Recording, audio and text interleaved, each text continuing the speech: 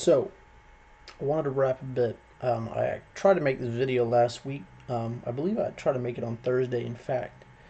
Um, and it had slipped my mind that Thursday, the 3rd, marked 51 years since Lenny Bruce said goodnight and passed from this world into the next.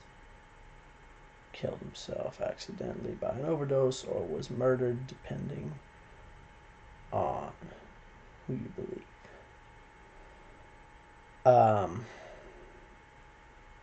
At any rate, 51 years since Lenny Bruce passed away. And, it strikes me that we're still not ready. We're still not ready to listen. And that's all Lenny wanted, was to be listened to. And we're still not ready to listen to people. Both personally, myself, dealt with someone who's just not ready to listen. And societally at large, we're just not ready to listen. That's why motherfuckers are shutting down campuses and burning it to the ground when someone wants to go and speak. Tell me what harm Ann Coulter or Milo Yiannopoulos are doing to people.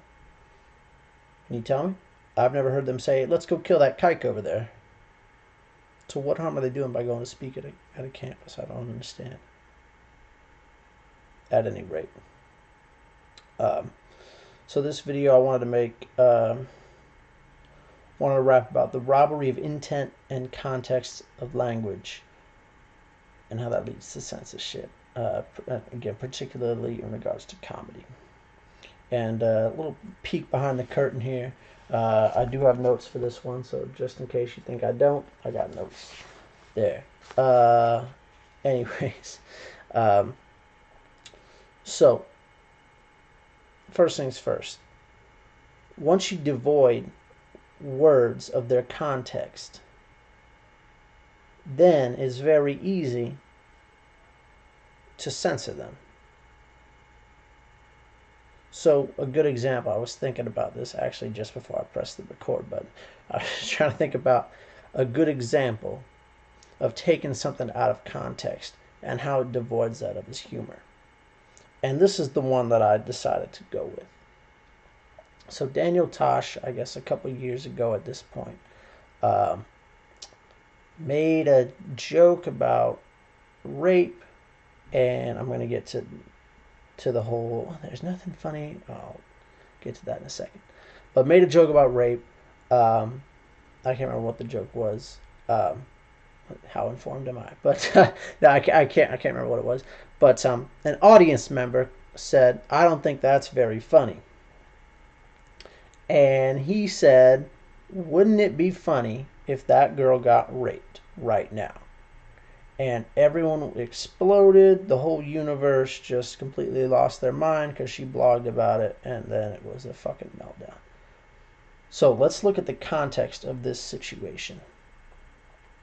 In fact, let's take rape out of it, because rape is a very charged thing. All right. In fact, let's go pretty, not basic, but let's remove it quite a bit. I feel like once you remove things, or once you flip the script, so to speak, on certain things, things become very clear. And you can, but it's not taking something out of context. It's applying the same context to something, but you're just removing the heat from it, right? And I can have another example of flipping the script, and I'll do that in a second. But so if I say you shouldn't throw rocks at people, and then someone throws a rock at me because I said that you shouldn't throw rocks at people, or as I said in my last video, just because I said you shouldn't throw rocks at people, that's fucking hilarious. I mean, it wouldn't be funny to me. I mean, it would be funny after the fact. In the moment of getting a rock thrown at my head, it wouldn't be very funny, because then I'd be in the hospital, right? But I can objectively say, yeah, that's fucking hilarious.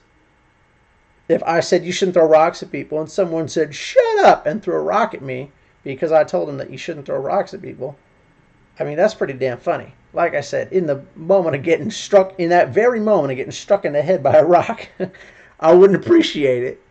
But in the 3 seconds afterwards, after I, hit the ground and stopped bleeding, I'd go, "You got me, motherfucker." uh, so the context of this is she says, "That's not funny. There's nothing funny about rape." And so he goes, "Wouldn't it be funny if she got raped right now?" And the humor in that comes from she's saying, "Well, rape isn't funny," and he's saying, "Well, I think it'd be funny if someone raped you because you said rape isn't funny." Like, what an asinine reason to attack someone because you said attacking someone is not funny. So hopefully that made some sense. So I want to get to this whole thing about, hopefully I made some sense there, folks. I want to get to this thing about offensive speech. So offensive, that's subjective. As Lenny Bruce said, everything has things that offend them. Segregation offends me. Bull Connor offends me. Well, he didn't say Bull Connor, but Governor Faubus offends me, right? But things are very easily deemed as blatantly, patently offensive once context is removed. So in the whole Tosh thing, if I pointed to a woman on the street and said, "It'd be hilarious if you got raped right now," there's no context there. If someone just threw a rock at me, that's not fun. There's no context there. But if I said, "Don't throw rocks," and someone threw a rock at me for the sole reason that I said, "Don't throw rocks," then that's where the humor comes from. And it's so sad that we're sitting here having to explain humor to people. Like, on some regards, it's definitely in some ways, it's definitely the very antithesis of humor, is explaining it. But anyways, so the context of a comic, a comedian, or a nightclub dictates that the words spoken are inherently meant with humorous intent. Again, generally speaking, we've all seen the video of Michael Richards losing his shit. And what pissed me off about that whole thing, a few things. So firstly, I guess those hecklers, they were serial hecklers. They just went to just stick sticks in between comics' tires and spokes and fuck them up. They were serial hecklers. That was the first thing that pissed me off about that. And it's like, why? Like, wouldn't it have been easier for them? So like this whole frightening thing that we've come to as a society, where we don't analyze how we got here. We just analyze the reaction, but we, again, devoid it of context. So the video, and this is basically all anyone ever showed, was the portion of the video where he says, "Throw his ass out. He's a nigger. He's a nigger. He's a nigger. 200 years ago, we would have had you upside down with a fucking fork up your ass, you fucking nigger." And this is what the media does. They devoid things of context all the time. But the context was, he was sitting there doing his job, working on his set, his craft, and a bunch of loud-ass black guys came in, and he said, "Look at all the loud blacks up there." And then, so, I mean, he invited that on himself. But, again, they invited that by being loud. So if I go up to a McDonald's employee and say, "Hey, you're full of shit," I invite my order then getting fucked up. You know what I'm saying? If I'm not speaking clearly to the McDonald's employee, if I'm not enunciating "no pickles" correctly, I'll get pickles. And I invited that on myself. I mean, frankly, you invite a wrong order on yourself when you go to McDonald's. And you also invite diabetes on yourself. But anyways, so instead of being respectful of Mike doing his thing, they had to be all loud and shit. So he commented, "They're being loud." They commented back, "My friend doesn't think you're very funny, blah, blah, blah." And he said, "You're right, I'm just a washout." And then he almost moved on. I can't remember at this point. I think there was something else that was said that just set him off. And so we all saw in that video, though, again, take the whole context of it. It is important. But we all saw that he very clearly lost control at a point. we all heard and felt that there was anger. And he reached for those words because that's a base thing. We reach for the things that hurt people the most. And so when he did that, we all could very clearly tell that A, he was out of control, but B, that there was no humorous intent meant there. And now in the whole video, and again, they didn't show this on the news. They cut this out, so not everyone knows this. But at the very end, he snaps out of it and shakes himself for a moment out of his anger and tries to grab the audience back, and he goes, you see, it shocks you. At that point, everyone had already left. But he snapped out of his anger for a minute and tried to turn it around into a comedic thing, getting back to what he was there to do, which was comedy. But at that point, unfortunately, it was too late because he had lost it already. And so there was a very huge difference when Michael Richards says, throw his ass out, he's a nigger, and everyone could tell he was angry, versus when Lenny Bruce gets up on stage and says, are there any niggers here tonight? And the whole place drops, and then suddenly he just starts dropping, kikes and grease balls and everything under the sun. And then he gets to his point. So people could tell that there was a comedic intent and a philosophical intent behind those words, and not just anger.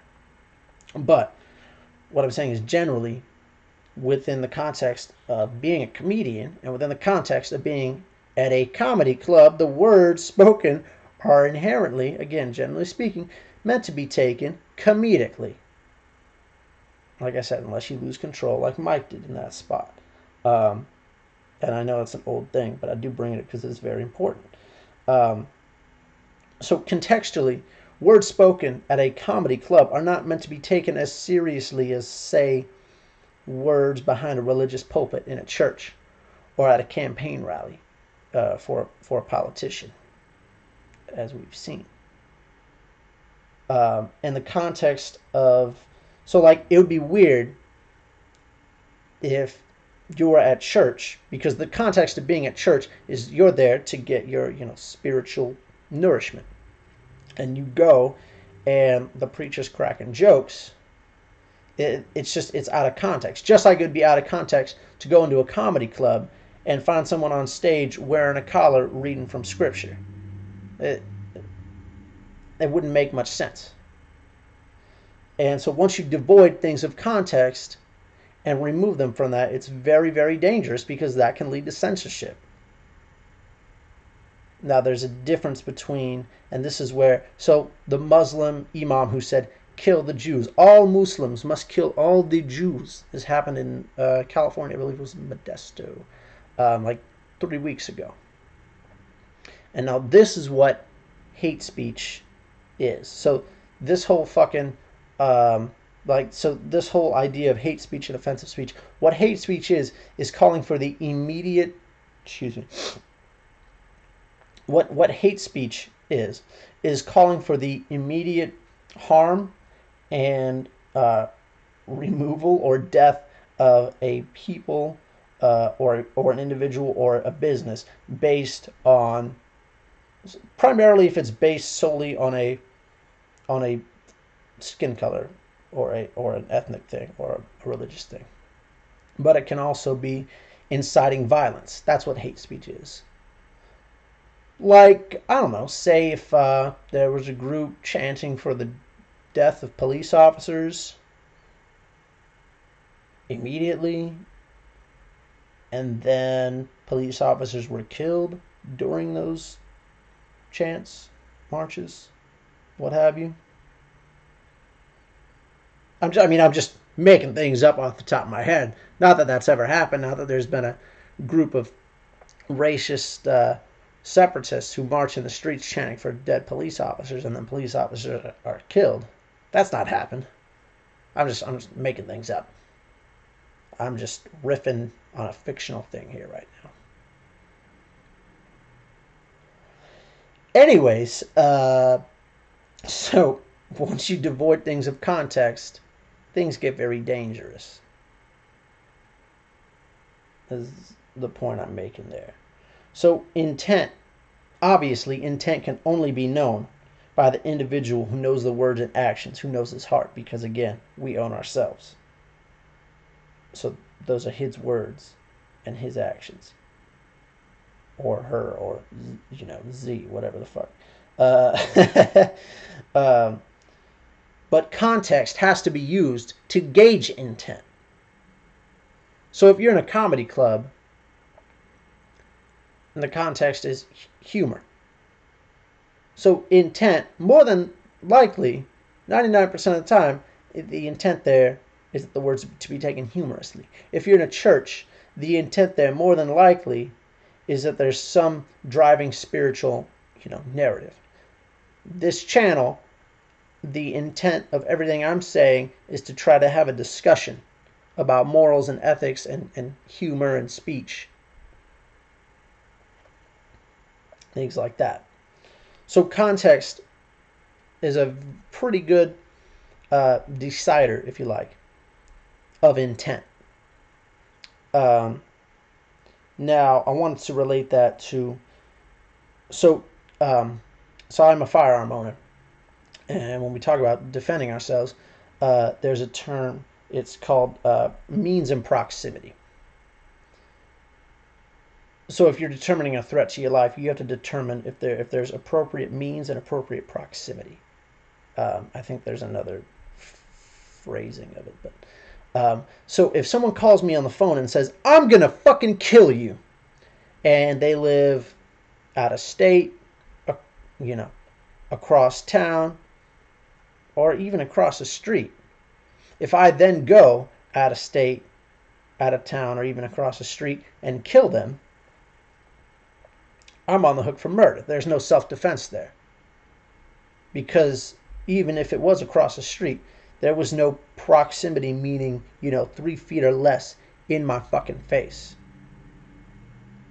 Now, so again, has to be means and proximity. So if someone in a wheelchair is coming up to me, they can't move their arms and legs, nothing, and they're 3 feet from my face and says, I'm gonna fucking kill you.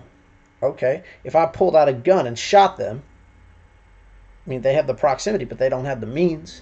That's just words. Now, if someone's 3 feet from my face,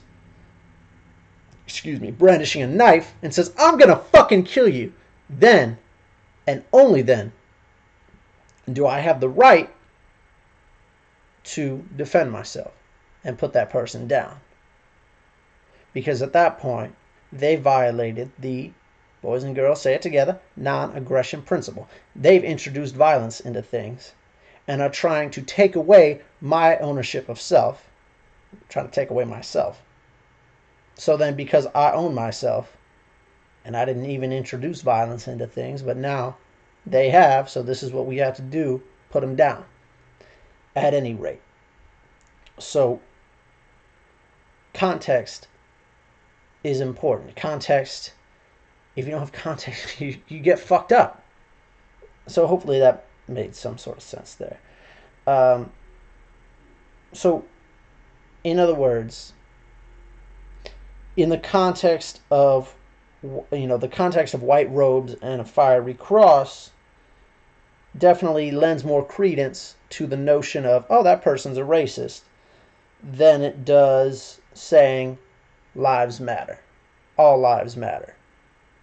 And that's a thing on this tyrannical redefinition of language, which we'll get to in another video. But, in fact, I believe his name was Brett Weinstein, the professor at Evergreen, who said, we have two competing definitions now of racism.